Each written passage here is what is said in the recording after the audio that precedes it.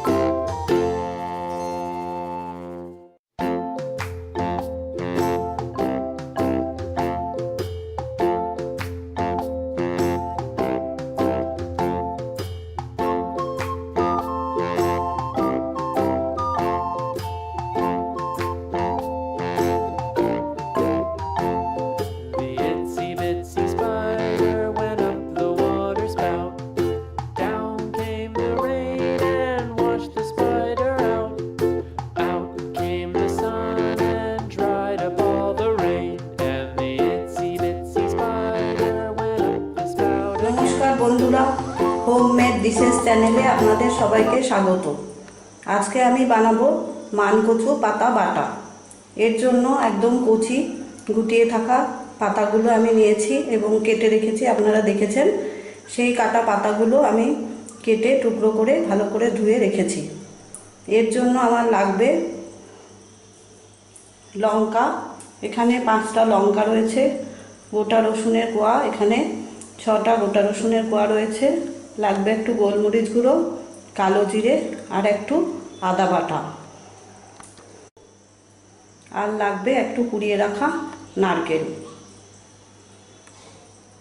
লাগবে একটু চিনি, হলুদ, সর্ষের তেল আর লবণ। প্রথমে আমি কড়াইয়ে জল দিয়ে মানকচু পাতাগুলো একটু ভাপিয়ে নেব। পাতাগুলো আমি দিয়ে দিলাম।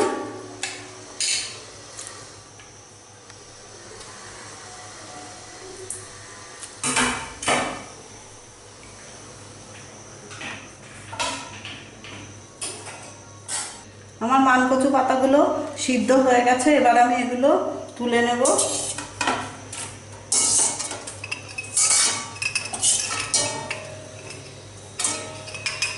আমি এবার মানকচু পাতা সমেত আমার নেওয়া সব উপকরণগুলো তেলে ভেজে নেব।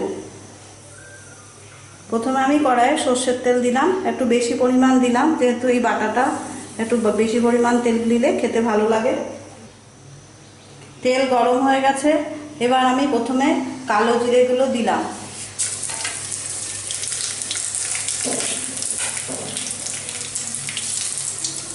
আদা বাটাটা দিলাম,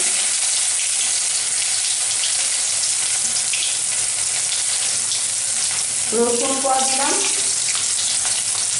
লঙ্কা দিলাম। এবার আমি মানকচু পাতা যেটা আমি ভাপিয়ে রেখেছি সেইটা এর মধ্যে দিলাম।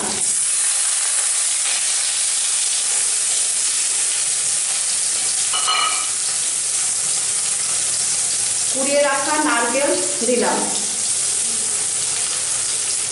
গোলমরিচ গুঁড়ো দিলাম, লবণ দিলাম, একটু হলুদ দিলাম, চিনি দিলাম 2 চামচ মতো, ছোট চামচের।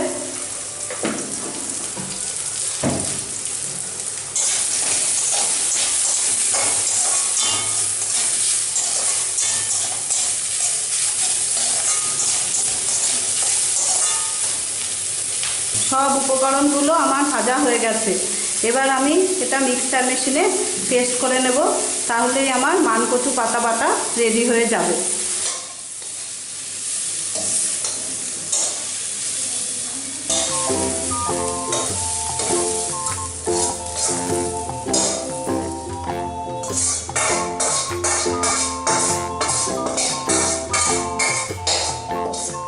আমার মান কচু পাতা বাটা রান্না হয়ে গেছে।